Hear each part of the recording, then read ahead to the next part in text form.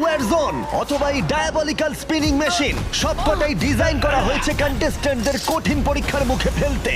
শেষে যে টিকে থাকবে সে জিতে নেবে এই দুর্দান্ত ট্রফি। নোলান, ট্রফিটা যেন নষ্ট না হয়। অবশ্যই এগুলো আসল স্পাইক নয়, কিন্তু প্রথম ট্র্যাপটা পার করতে হলে তোমাদের সেটাই ভাবতে হবে, কারণ সিলিং ভেঙে পড়ার আগে যদি তুমি নিজেকে হুক খুলে ঘর থেকে বের না করে দাও তাহলে তুমি কম্পিটিশন থেকে এলিমিনেট হয়ে যাবে।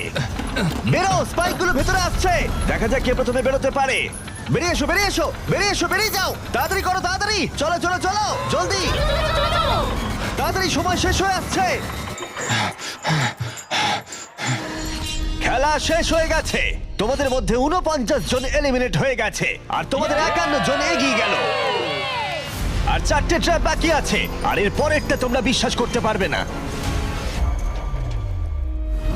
ও মাই ও গড! মাই গড, এটা তো দারুণ, জায়গাটা সত্যি অসাধারণ। দারুণ। এটা দারুণ ভাই, সত্যিই দারুণ। ট্র্যাপ নাম্বার 2 এ